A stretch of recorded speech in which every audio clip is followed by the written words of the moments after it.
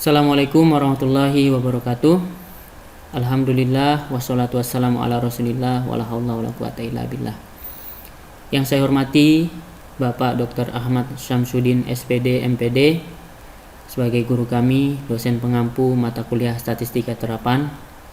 Yang saya hormati Bapak dan Ibu rekan-rekan mahasiswa S2 Pendidikan Fisika 2020. Semoga kita senantiasa dalam keadaan sehat walafiat. Amin. Dalam kesempatan yang baik ini, saya sendiri Muhammad Basir akan menjelaskan tentang uji non-parametrik.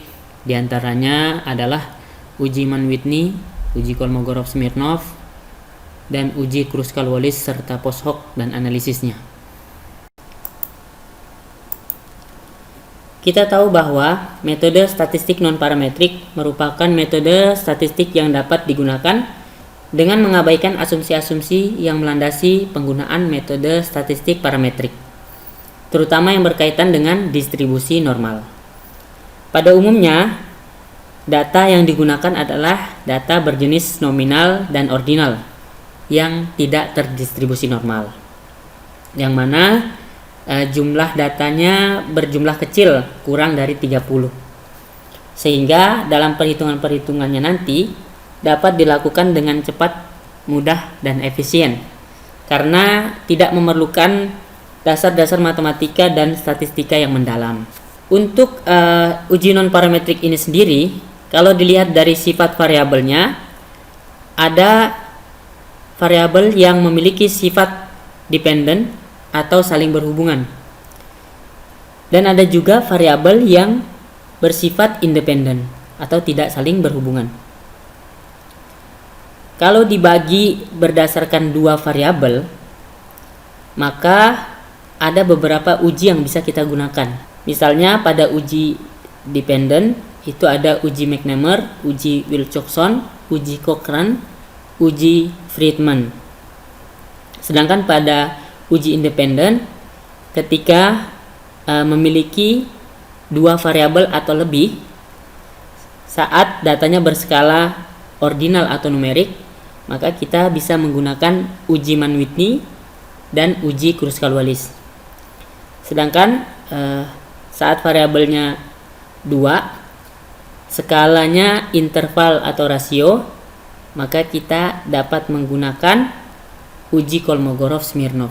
Ini bisa dua variabel atau juga bisa lebih.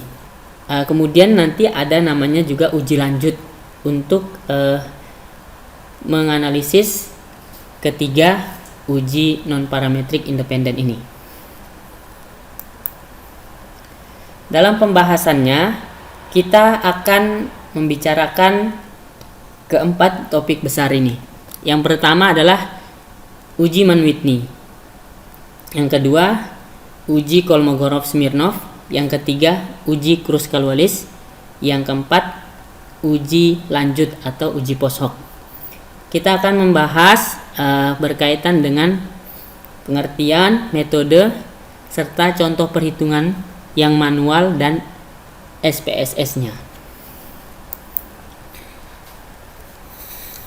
Adapun perbedaan dan kesamaan dari keempat uji yang akan kita bicarakan kali ini. Yang pertama adalah uji Mann-Whitney, yaitu uji yang digunakan untuk menguji dua kelompok independen atau saling bebas yang diambil dari suatu populasi penelitian. Sedangkan uji Kruskal-Wallis yaitu uji yang dapat digunakan untuk menguji perbandingan lebih dari dua kelompok populasi yang independen. Berikutnya uji Kolmogorov, yaitu uji yang digunakan untuk memutuskan jika sampel berasal dari populasi dengan distribusi spesifik atau tertentu. Selanjutnya lagi ada uji post hoc. Uji post hoc atau uji lanjut ini digunakan untuk membuat perbandingan yang lebih spesifik pada hasil uji penelitian. Uji post hoc juga terdapat pada uji parametrik maupun uji non-parametrik. Kesamaannya pada uji Mann-Whitney, uji Kruskal-Wallis, uji Kolmogorov, dan post hoc itu memiliki skala data ordinal. Skala data ordinal pada Mann-Whitney dan Kruskal-Wallis maupun uji post hoc atau uji lanjutnya. Kemudian berupa ranking ya, karena dia non parametrik. Berikutnya lagi, tidak mensyaratkan distribusi normal. Selain itu juga sampelnya independen atau bebas. Yang pertama kita akan membicarakan tentang uji Mann-Whitney atau U-test. Apa itu uji Mann-Whitney? Uji Mann-Whitney atau uji U digunakan untuk menguji dua kelompok independen atau saling bebas yang diambil dari suatu populasi penelitian. Uji U merupakan pilihan atau alternatif dari uji non-parametrik apabila uji T independen tidak dapat dilakukan karena asumsi normalitas tidak terpenuhi. Jadi dia merupakan alternatif dari uji T. Selain itu juga bentuk data yang dianalisis bukan berupa skor asli atau data mentahnya, tetapi menggunakan data ranking. Asumsi dalam uji Mann-Whitney atau syarat-syarat uji Mann-Whitney dapat dilakukan. Yang pertama adalah variabel independen harus diukur dalam skala interval, rasio, ataupun ordinal. Datanya berasal dari dua kelompok. Kemudian sampel harus saling bebas. Artinya data berasal dari kelompok yang berbeda atau tidak berpasangan. Selain itu juga data tidak harus berdistribusi normal, sehingga tidak perlu diuji normalitasnya. Prosedur dalam uji Mann-Whitney. Yang pertama adalah formulasikan hipotesisnya, di mana H0 tidak terdapat perbedaan rata-rata sampel satu dengan yang lainnya. Kemudian HA atau H alternatifnya atau H1-nya adanya perbedaan rata-rata sampel yang satu dengan yang lainnya. Yang kedua adalah tentukan nilai taraf signifikannya atau alfanya dan U-tabelnya. Alfa yang digunakan biasanya 5% atau 0,05 atau bisa juga 1% 0,01. Nilai U-tabel dengan N1 dan N2 tertentu. Artinya bisa kita lihat di dalam tabel yang sudah ditentukan. Yang ketiga adalah penentuan kriteria pengujian. Apabila U hitungnya lebih besar dari sama dengan U-tabelnya, maka H0 diterima. Artinya H1 ditolak. Sedangkan U hitungnya lebih kecil daripada U-tabelnya, maka H0 ditolak. Artinya H1-nya diterima. Itu. Kemudian berikutnya lagi menentukan nilai uji statistik atau nilai U-nya dengan cara menggabungkan kedua sampel dan memberi urutan tiap-tiap anggota dimulai dari pengamatan terkecil sampai yang terbesar. Selain itu juga kita menentukan nilai ranking atau jumlah rankingnya R1 dan R2 dan seterusnya, R1 dan R2. Dan juga gabungan dari nilai sampelnya ya, N1, N2 dan seterusnya. Kalau dia cuma dua variabel, maka cukup sampai 2. Kemudian selain itu juga menghitung nilai statistik U-nya. Kalau perhitungan manualnya adalah seperti ini ya. Nilai statistik uji U untuk N kurang dari sama dengan 20. Seperti yang ada di slide ini. U1-nya seperti ini, kemudian U2-nya adalah yang sebelah kanan ini. Di mana U1 itu merupakan jumlah peringkat 1, U2 jumlah peringkat 2, N1 adalah jumlah sampel 1, N2 adalah jumlah sampel 2, R1 adalah jumlah ranking pada sampel 1, R2 adalah jumlah ranking pada sampel 2. Setelah dihitung, maka nanti akan diperoleh hasil, ya kan? Dari hasil itu kita pilih nilai U yang terkecil. Baru kita bisa memutuskan atau membuat keputusan H0 diterima atau ditolak. Dengan syarat H0 diterima bila U hitungnya lebih besar dari sama dengan U tabel. Kalau H0 ditolak bila U hitungnya lebih kecil daripada U tabel. Nah, kalau dia Untuk uji U yang nilai sampelnya lebih dari 20, maka tes signifikansi untuk sampel besar ini menggunakan harga kritik Z dengan formula rumusan seperti yang ini ya. Nah, U yang di sini itu menggunakan U yang terkecil ya.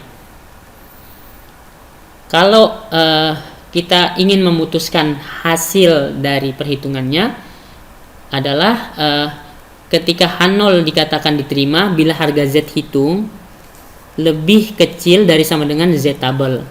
Sedangkan H0 ditolak bila harga Z hitungnya lebih besar daripada Z tabel. Nah, berikut ini adalah salah satu contoh dari penerapan uji Mann-Whitney, di mana seorang peneliti ingin mempelajari efektivitas implementasi kurikulum KTSP dan kurikulum 2013 dalam meningkatkan kemampuan HOTS siswa. Maka pelajaran fisika di SMA yang tercermin dari rata-rata kemampuan pemecahan masalah fisika yang diperoleh siswa setelah pemberlakuan kedua kurikulum tersebut. Untuk maksud tersebut telah dipilih secara acak 8 siswa yang telah mengikuti KTSP dan 5 siswa sedang mengikuti kurikulum 2013, sehingga diperoleh skor kemampuan pemecahan masalah fisika yang disajikan dalam bentuk tabel berikut ini. Untuk menentukan atau menghitung uji Mann-Whitney secara manual diperlukan langkah-langkah. Yang pertama adalah perumusan hipotesisnya, di mana H0 sama dengan nilai ujian fisika kurikulum KTSP lebih dari sama dengan nilai ujian fisika kurikulum 2013. H1 atau H alternatifnya nilai ujian fisika kurikulum KTSP kurang dari nilai ujian fisika kurikulum 2013. Yang kedua, menentukan nilai U kritis. Misalnya alfanya sama dengan 0,05 dengan N1 sama dengan 8 dan N2 sama dengan 5. Diperoleh pada tabel U-nya yaitu sama dengan 8. Langkah berikutnya setelah kita menentukan hipotesisnya dan U kritisnya, maka kita mengurutkan data dari yang terkecil menuju yang terbesar. Skor terkecilnya diberi angka 1 dan yang lebih besar diberi angka 2 dan seterusnya. Di sini kita bisa lihat ada skor untuk KTSP dan untuk kurikulum 2013. Ini sebelah ini rankingnya, ranking KTSP dan ranking kurikulum 2013. Nah, dari skor KTSP terdiri dari 8 siswa, N1-nya, N2-nya kurikulum 2013 terdiri dari 5 siswa. Dan ranking KTSP-nya R1 itu sama dengan 42,5, R2 sama dengan 48,5. Setelah itu kita hitung masing-masing U-nya ya. U yang KTSP maupun U untuk kurikulum 2013 menggunakan persamaan atau rumus uji U ya.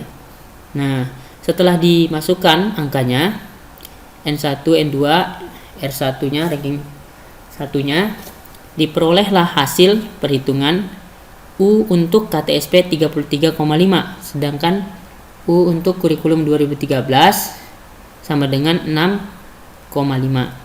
Sehingga nilai U-nya yang diambil adalah nilai U yang terkecil dari kedua rumus ini gitu ya, yaitu U sama dengan 6,5. Untuk memeriksa kebenaran hasil ini, kita dapat mengecek U terkecilnya sama dengan N1 kali N2 min U terbesar. 40 min 33,5 sama dengan 6,5. Maka hasilnya benar. Setelah itu, kita tentukan hasil tadi dan kita buat kesimpulannya berdasarkan nilai U pada tabel Mann-Whitney ya, tabel U. Jadi kalau kita lihat statistik jika U-nya lebih kecil dari sama dengan U kritisnya, U tabelnya, itu maka H0-nya ditolak. Sedangkan ketika U-nya lebih besar daripada U kritisnya, maka H0-nya diterima gitu.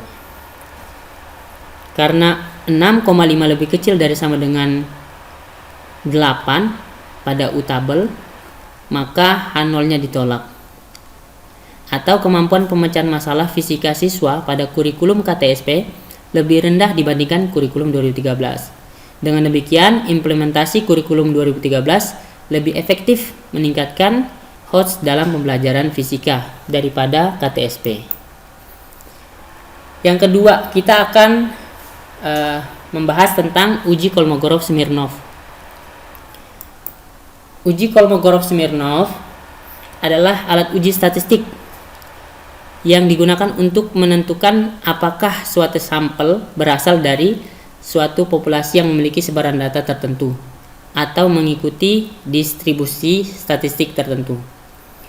Uji Kolmogorov-Smirnov ini digunakan untuk membandingkan distribusi data yang akan diuji normalitasnya dengan distribusi normal baku. Maksudnya distribusi normal baku itu adalah data yang telah ditransformasikan ke dalam bentuk Z-score dan diasumsikan normal. Asumsi dari uji Kolmogorov sendiri, yang pertama data berskala interval atau rasio, artinya kuantitatif. Kemudian datanya data tunggal, belum dikelompokkan pada tabel distribusi frekuensi. Dan juga dapat digunakan untuk sampel yang besar maupun sampel yang kecil. Selanjutnya langkah-langkahnya dalam uji Kolmogorov-Smirnov.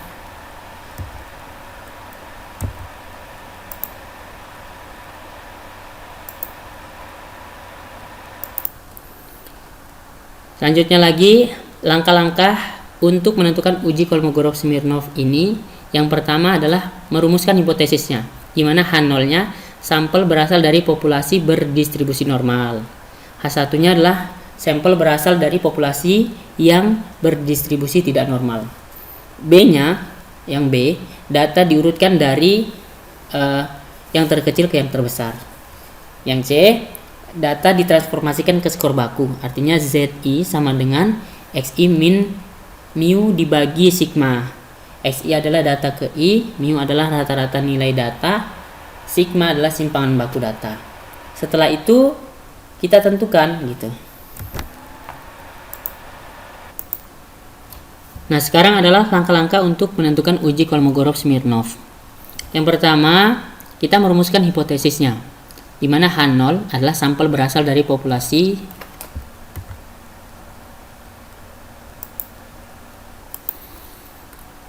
Nah, sekarang kita akan membahas tentang langkah-langkah dalam uji Kolmogorov-Smirnov.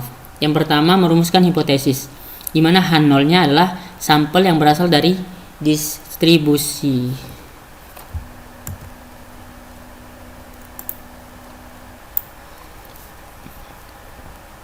Nah, sekarang langkah-langkah dalam melakukan uji Kolmogorov-Smirnov. Yang pertama adalah merumuskan hipotesis, di mana H0-nya adalah sampel berasal dari populasi berdistribusi normal.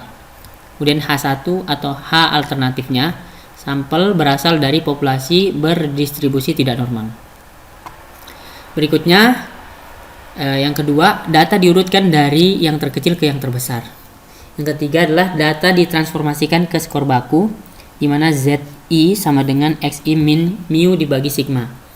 XI-nya ini adalah data ke I, mu adalah rata-rata nilai data, sigma adalah simpangan baku data. Selanjutnya, kita menentukan luas kurva menggunakan Z-tabel.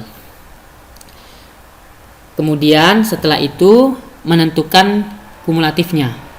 Dari nilai baku Z ditentukan nilai probabilitas kumulatif SXI. Jadi kita bisa peroleh dari Z-tabel berdasarkan distribusi normal. Kemudian nilai probabilitas harapan atau teoritis kumulatifnya F0 XI itu sama dengan I dibagi N. Kemudian nilai mutlak. Setelah itu kita tentukan nilai mutlak maksimumnya dari selisihnya S XI dan F0 XI. Sehingga itu dinotasikan, disimbolkan sebagai D-nya. Nah, D ini nanti kita tentukan lagi menggunakan tabel D ya. Dimana misalkan N-nya 10 dan alfanya sama dengan 0,05, maka diperoleh D tabelnya 0,410. Untuk kriteria pengujian, jika D hitung atau D0 itu lebih kecil daripada D tabel, maka H0-nya diterima. Sedangkan D hitungnya lebih besar daripada D tabel, maka H0-nya ditolak.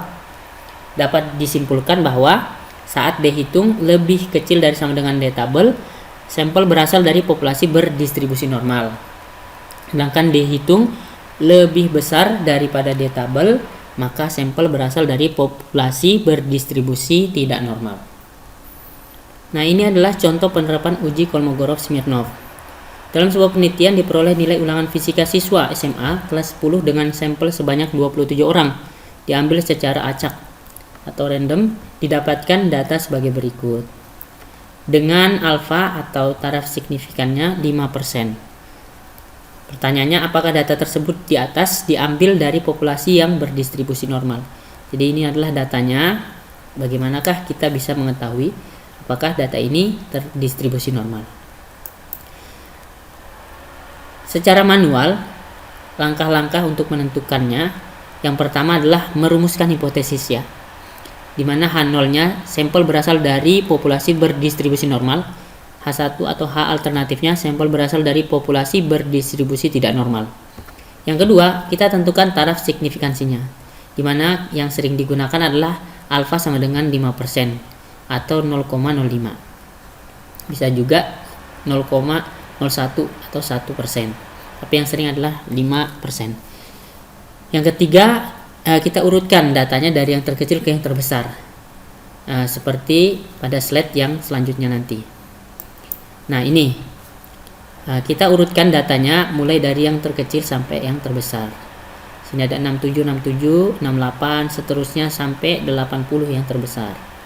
Setelah itu kita hitung seperti langkah-langkah yang tadi, mencari Z-nya, yang mana Z adalah XI-nya dikurang mu dibagi sigma. Didapatlah angka-angka seperti ini ya di tabel ini. Begitupun yang Z XI-nya untuk kumulatifnya.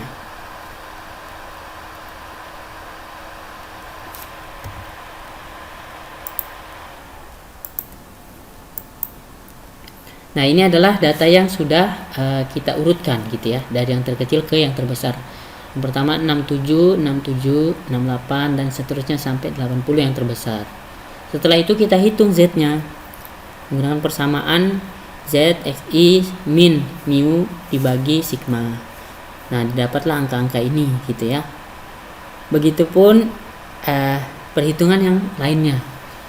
Ada menentukan kumulatif ya, probabilitas yang dengan Z bakunya. Kemudian ini adalah probabilitas kumulatif teoritisnya, dan ini adalah selisihnya atau nilai D-nya nanti. Nah, setelah didapat, maka kita bisa melihat di manakah D yang memiliki nilai paling besar atau paling tinggi dari ke-15 sampel ini gitu.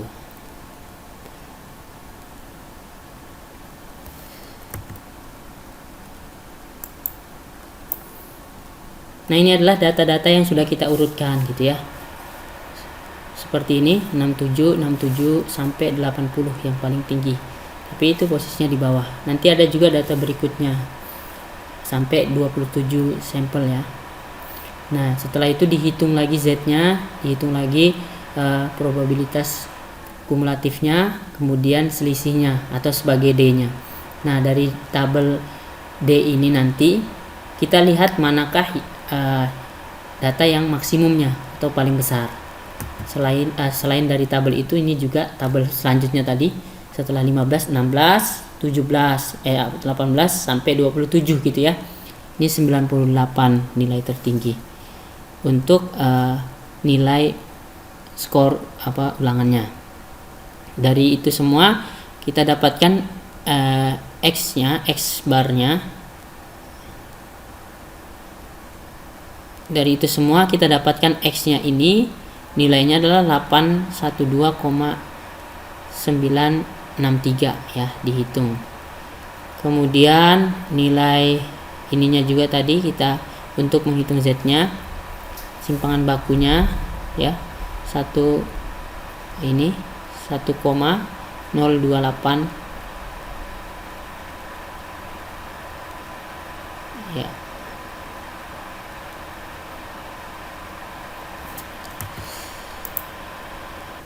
Nah, selain ini juga ada data selanjutnya dari 16 sampai 27 gitu ya.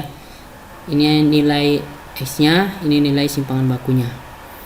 Setelah dapat semua diperoleh, maka langkah berikutnya adalah kita tentukan nilai Z-table atau normal bakunya. Dengan melihat nilai masing-masing angka tadi ya, diperoleh seperti ini. Nanti kita bisa menentukannya melalui tabel Z ini. Setelah itu kita tentukan nilai D-table. Nilai D-table yang diperoleh dari angka atau tabel kritis ya, uji Kolmogorovnya saat alfanya sebenarnya 0,05 dan jumlah siswanya, jumlah sampelnya itu 27, maka didapatkan pada tabel 0,254.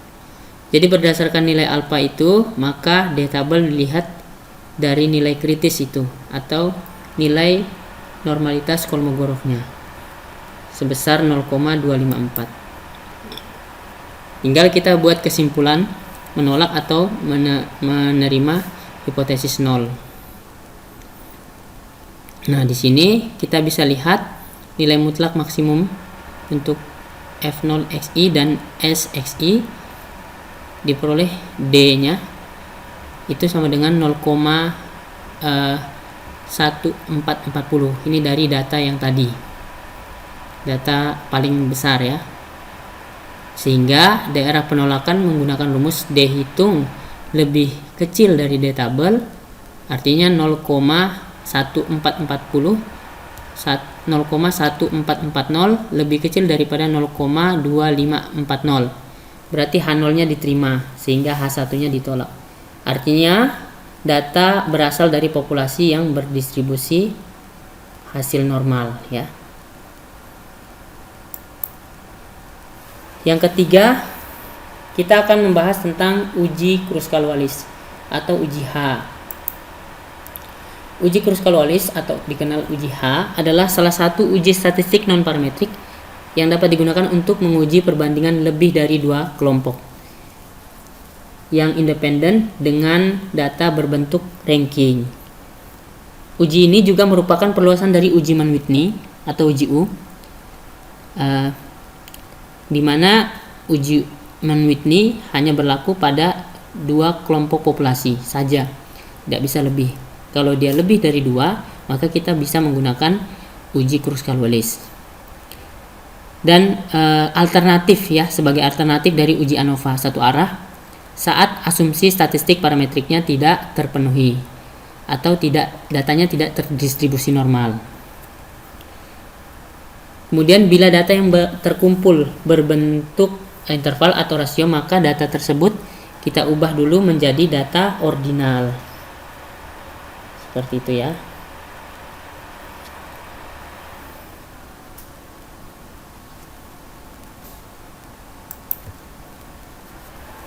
Asumsi yang terdapat dalam uji Kruskal-Wallis atau syaratnya, yang pertama, data untuk analisis terdiri atas K sampel acak berukuran N1, N2, NK dan seterusnya. Bisa lebih dari 2 ya, 3, 4 ya. Kemudian variabel independen berskala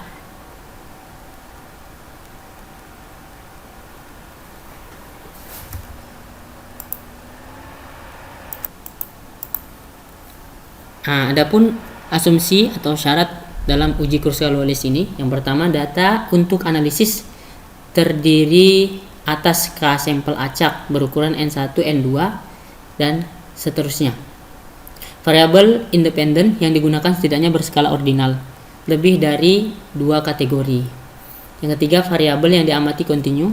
Yang keempat, fungsi sebaran K populasi identik atau beberapa populasi cenderung memiliki nilai yang lebih besar dari populasi lainnya.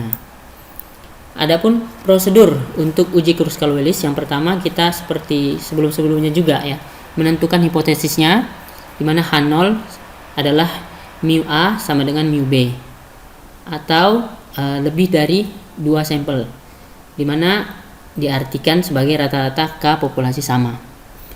H1 atau H alternatifnya mu I tidak sama dengan mu J. Untuk I dan J paling sedikit satu yang berbeda gitu ya. Rata-rata K populasinya berbeda. Kedua, tentukan taraf signifikansinya atau alfa, di mana biasanya alfanya sama dengan 5% atau 0,05. Selain itu kita juga mencari tabel chi-square-nya atau tabel, selain itu kita juga mencari tabel chi-square dengan derajat kebebasan sama dengan K-1 ya. Ketiga, temukan jumlah peringkat untuk setiap sampel. Jadi buat daftar peringkatnya dari gabungan dalam urutan menaik ya, dari R1, R2 gitu ya. Untuk I sama dengan 1, 2 dan seterusnya. Nah, sekarang yang keempat, yaitu menentukan nilai uji statistik. Jika tidak terdapat angka kembar atau sama, maka kita bisa menggunakan rumus yang ini ya, yang atas. Sedangkan kalau terdapat angka kembar atau sama, baik antar variabel atau di dalam variabelnya, maka rumus yang kedua ini yang kita gunakan. Sebenarnya rumus pertama dan kedua itu kurang lebih saja, namun rumus yang kedua ini melengkapin ya, dimana ada seper ya, dibagi 1 min sigma T per N pangkat 3 min N, dimana K-nya adalah banyak sampelnya, NJ adalah banyak kasus dalam sampel ke J, N adalah banyaknya kasus dalam semua sampel. Yang ini sigma mulai dari J sampai sama dengan 1 hingga K adalah jumlah seluruh K sampel. T yang besar ini atau nanti disebut TIS-nya itu sama dengan T pangkat 3 min T. T kecil adalah banyaknya observasi yang berangka sama. Nah, langkah berikutnya adalah kriteria uji H. Untuk menentukannya, kita dapat melihat H hitung dan chi-square tabelnya. Jika H hitungnya lebih besar dari sama dengan chi-square tabelnya, atau DF derajat kebebasannya sama dengan K-1, maka H0-nya ditolak. Sedangkan jika H hitungnya lebih kecil daripada chi-square tabelnya, atau derajat kebebasannya sama dengan K-1, maka H0-nya diterima. Artinya dapat disimpulkan bahwa berdasarkan hasil keputusan apakah sampel tersebut diterima atau ditolak, tergantung dari kriteria uji H ini. Nah, ada uji lanjut pada uji Kruskal-Wallis. Uji lanjut ini dilakukan apabila kesimpulan pengujian hipotesisnya adalah H0 ditolak. Kalau H0 ditolak, artinya ada perbedaan. Misalkan kita ingin membandingkan kelas A, B, C, dan D. Nah, kalau kesimpulannya nanti ada perbedaan, maka kita harus cari tahu mana saja yang beda, mana saja yang sama. Gitu. Sehingga uji lanjut ini dilakukan ketika kesimpulan itu H0-nya ditolak. Gitu. Nah, untuk uji lanjut ini, hipotesis yang kita gunakan adalah H0-nya itu mu U sama dengan mu V. Jadi kita menggunakan dua variabel atau dua perlakuan. Sedangkan untuk H1 atau H alternatifnya ini ada hipotesis satu arah ke kanan, ada hipotesis satu arah ke kiri dan ada hipotesis dua arah. Tergantung keinginan peneliti. Jika peneliti ingin menguji apakah ada perbedaan atau tidak, maka dia menggunakan hipotesis yang dua arah yang ini. Tapi kalau kita ingin melihat mana yang terkecil atau mana yang terburuk, maka kita menggunakan hipotesis satu arah ke kiri. Sedangkan kalau kita ingin melihat mana yang terbesar atau yang terbaik, maka kita menggunakan hipotesis satu arah ke kanan. Seperti itu. Nah, untuk kriteria uji tolak H0 jika kalau kita ingin menggunakan hipotesis satu arah ke kiri atau satu arah ke kanan, maka kita menggunakan kriteria uji yang ini ya, satu arah. Artinya kita menghitung nilai mutlak, selisih nilai mutlak rankingnya. Kemudian kalau dia ingin melihat hipotesis yang dua arah, maka kita menggunakan kriteria pengujian yang ini. Sebenarnya antara kriteria satu arah maupun dua arah sebenarnya sama, kurang lebih saja. Namun berbedanya di ada alfa per 2-nya, seperti itu. Nah, ini adalah contoh penerapan dari uji Kruskal-Wallis. Seorang guru ingin meneliti apakah ada perbedaan nilai ujian fisika yang signifikan di antara 20 siswa yang hobi membaca, olahraga, dan musik. Masing-masing hobi serta nilai yang diperoleh siswa tersebut seperti tercantum pada tabel di samping. Di sini hobinya membaca kita simbolkan sebagai angka 1, kemudian yang olahraga angka 2, kemudian hobi musiknya adalah yang angka 3. Masing-masing nilainya seperti yang ada di tabel ini. Nah, untuk menentukan soal tadi, kita perlu merumuskan hipotesisnya dulu, di mana H0-nya adalah kemampuan siswa-siswa dari ketiga hobi tersebut sama. Kemudian H1-nya atau H alternatifnya kemampuan siswa-siswa dari ketiga hobi tersebut tidak sama. Artinya nilai tengah dari ketiga hobi tersebut tidak sama. Langkah kedua dalam uji Kruskal-Wallis secara manual ini, kita menentukan taraf signifikansinya, yaitu alfa sama dengan 5% atau sama dengan 0,05. Selain itu, untuk menentukan nilai derajat kebebasan atau DF-nya, kita menggunakan jumlah kelompok sama dengan K, di mana DF sama dengan K-1, sehingga nilai DF sama dengan 3-1 sama dengan 2. Maka Chi-square-nya dapat dilihat pada tabel. Tabelnya seperti apa? Ya, seperti ini ya. Nah, ini adalah tabel distribusi Chi-square, di mana setelah kita lihat, kita peroleh angka 5,99148. Maka nilai kritiknya harus lebih besar dari 5,991 atau berada pada H hitung lebih besar daripada Chi-square. Artinya hasil perhitungan Kruskal-Wallis untuk data kasus ini harus lebih besar daripada 5,991 agar kita dapat menolak H0-nya. Selanjutnya, setelah kita lihat Chi-square-nya, kita jumlahkan peringkatnya gitu ya. Totalin untuk yang hobi membaca, jumlah siswa 7 orang, total rankingnya 119, rata-ratanya 17. Kemudian olahraga 7 orang, 7 siswa, total rankingnya 54,5, rata-rata rankingnya 7,79. Sedangkan musik 6 siswa, total rankingnya 36,5 dan rata-rata rankingnya 6,8. Nanti kita akan masukkan dalam data perhitungan. Nah, ini adalah cara menghitung H hitungnya. Setelah dihitung dengan persamaan H hitung, maka diperoleh 13,2675.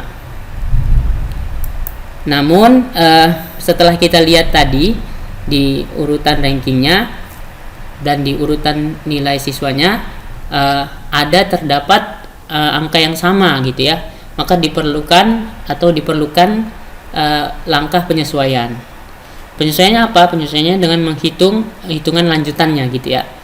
dibagi dengan 1 min sigma T pangkat 3 min T N pangkat 3 min N, dimana T-nya itulah jumlah tiles-nya ini gitu, sehingga diperoleh H hitungnya 13,318. Nah, dari nilai kritis chi-square dengan derajat kebebasan 2 dan tingkat signifikan 5,991 diperoleh dari chi-square tersebut, daerah penolakan H0 berada di sini gitu ya. Karena nilai Kruskal-Wallis yakni 13,318 lebih besar daripada nilai kritis chi-square, maka H0 ditolak dan H1 diterima. Dengan kata lain, terdapat perbedaan nilai fisika yang signifikan dari ketiga hobi tersebut. Sekarang kita akan membahas tentang uji post hoc atau uji lanjut.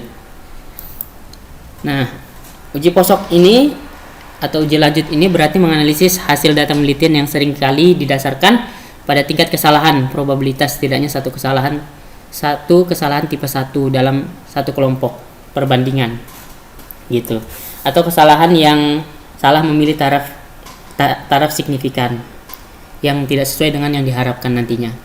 Uji post hoc ini juga umumnya menggunakan distribusi sampling yang membandingkan min dari banyak sampel.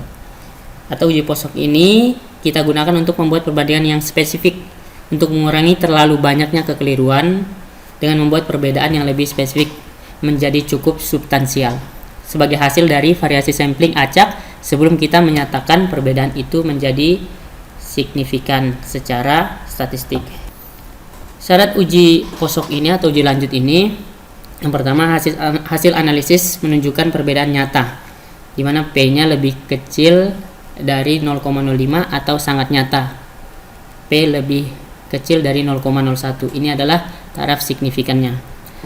Yang kedua, jumlah perlakuan lebih dari 2, maka perlu dilakukan uji lanjut. Tujuannya supaya kita dapat membedakan di antara perlakuan tersebut yang manakah yang berbeda nyata dan mana yang tidak nyata. Jika perlakuannya hanya 2, sudah pasti jelas ada terlihat perbedaannya. Namun jika lebih dari 2, maka perlu dilakukan uji lanjut atau uji post hoc. Contoh perlakuannya, dalam pengujian hipotesis kita dapat menarik kesimpulan apakah menerima atau menolak hipotesis. Jika kita menolak hipotesis, artinya bahwa dari variabel-variabel yang kita uji terdapat perbedaan yang signifikan. Misalnya kita menguji 4 metode mengajar terhadap prestasi siswa. Kita bisa menyimpulkan bahwa ada perbedaan dari keempat metode tersebut. Akan tetapi kita tidak mengetahui metode manakah yang berbeda dari keempatnya. Secara statistik, kita tidak bisa mengatakan bahwa yang terbaik hanya dengan memperhatikan rata-rata dari setiap metode tersebut. Sehingga untuk menjawab pertanyaan-pertanyaan metode manakah yang berbeda, maka statistik memiliki uji lanjut atau uji post hoc untuk mengetahui variabel manakah yang memiliki variabel yang signifikan. Ada beberapa uji post hoc yang umum digunakan ya. Nah, jadi satu-satunya perbedaan di antara uji post hoc ini bahwa lebih konservatif daripada yang lain gitu. Ada LSD, ada Banferroni, kemudian Sidak, 2K, Duncan, dan lain-lain ya. Namun kali ini kita hanya akan menggambarkan salah satu di uji post hoc, yaitu uji HSD 2K ini. Nah, HSD atau singkatan dari beda nyata jujur. Tes ini melibatkan penentuan nilai HSD kritis untuk data. Bagaimana cara perhitungannya? Cara perhitungan dari uji 2K ini seperti yang ini ya. Nah, uji beda nyata jujur ini sangat bagus digunakan untuk mengetahui atau memisahkan perlakuan yang memang benar-benar berbeda. Gitu. Metode ini dikenal tidak terlalu sensitif. Kalau kita menghitung adalah HSD-nya sama dengan Q alpha MKD dibagi N kali alpha. MKD ini varians dalam kelompoknya. Q alpha-nya nilai kritisnya, N ada banyaknya cacah untuk masing-masing kelompok. Nah, untuk kriteria pengujiannya, bandingkan nilai mutlak selisih kedua rata-rata yang akan kita lihat perbedaannya dengan nilai HSD. Sesuai dengan kriteria, jika X1 bar dikurang X2 bar itu lebih besar daripada nilai HSD-nya, maka H0-nya ditolak atau berarti berbeda nyata. Kalau HSD nilai X barnya tadi lebih kecil dari sama dengan HSD-nya, maka H0-nya diterima atau tidak berbeda nyata gitu. Langkah-langkah pengujian HSD ini, yang pertama menentukan rataan perlakuan yang diurutkan dari yang terkecil sampai yang terbesar atau sebaliknya. Selanjutnya dihitung selisih mutlaknya tadi, yang X barnya antara rataan perlakuan ke I dengan rataan perlakuan ke H. Kemudian dibandingkan dengan nilai kritis HSD yang telah ditentukan alfa sebelumnya. Selanjutnya perlakuan yang berbeda dengan perlakuan yang dibandingkan harus ditandai. Nah, ini adalah tandanya. Tanda kalau bintang 1 sifatnya adalah signifikannya terlihat nyata gitu ya. Artinya jika nilai selisih mutlak lebih besar daripada HSD pada taraf signifikan rendah ya, umumnya 5%. Kalau dia bintang 2 ini sangat nyata, umumnya digunakan pada taraf signifikan yang 1%, maka hasilnya terlihat atau disebut berbeda nyata. Langkah terakhir membuat keputusan menolak atau tidak menolak hipotesis 0. Nah, ini contohnya, contoh perlakuannya. Bagaimana kita membuat dari analisis ini ya, hasil belajar siswa ketika diterapkan atau diberikan perlakuan metode belajar yang berbeda, lalu dianalisis, maka diperoleh hasil seperti ini.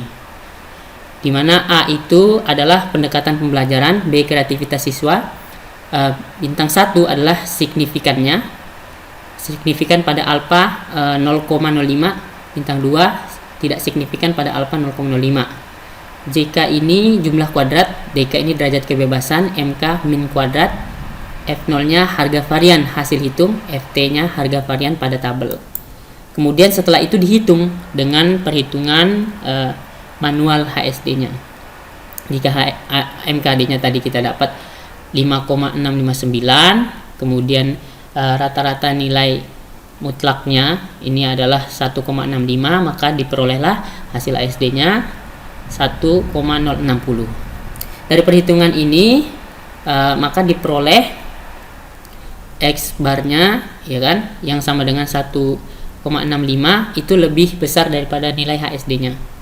Dengan demikian H0 ditolak. Artinya pendekatan pembelajaran inquiry berbeda secara signifikan dengan pendekatan pembelajaran expository terhadap prestasi belajar siswa. Begitupun pembuktian untuk mengetahui signifikan perlakuan terbaik yang lainnya gitu. Baik, pada tahap ini kita akan melakukan pengujian hipotesis menggunakan aplikasi SPSS. Nah, yang mana kita akan melakukan uji Mann-Whitney, uji Kolmogorov-Smirnov, uji Kruskal-Wallis, uji post hoc serta analisisnya nanti. Nah, yang pertama adalah uji Mann-Whitney. Uji Mann-Whitney ini kita melihat perbandingan dari nilai kurikulum KTSP dan kurikulum 2013. Nah, setelah kita input datanya di SPSS ini, kita langsung pilih analyze. Kemudian di sini kita pilih non parametric. Kemudian cari legacy dialogs. Terus pilih yang namanya two independent samples. Klik. Kemudian ini ditaruh di sini ya. Bisa dikembalikan. Boleh kembalikan dulu. Nah, di sini adalah nilai ujian fisika, yang ini adalah kurikulumnya. Tes variabel listnya, ini grouping variabelnya karena ada 2 grup ya. Nah, setelah itu kita klik OK. Sebelum OK kita pilih dulu di sini 1, di sini 2 ya, karena dia ada 2 grup, kurikulum KTSP dan 2013. Diklik continue, kemudian diklik OK. Maka kita akan memperoleh hasilnya dari Mann-Whitney ini. Ini adalah data deskriptifnya. Kemudian yang ini adalah hasil uji Mann-Whitney-nya.